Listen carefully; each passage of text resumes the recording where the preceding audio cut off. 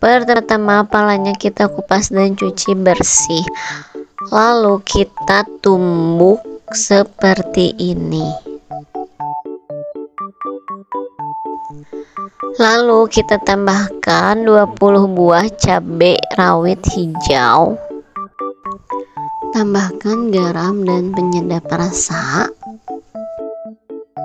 Lalu kita ulek. Tambahkan sedikit terasi. Tambahkan gula merah.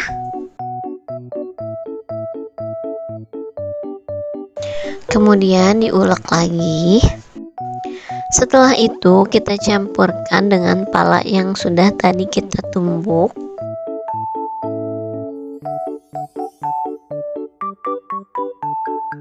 Rujak bebeknya udah jadi deh.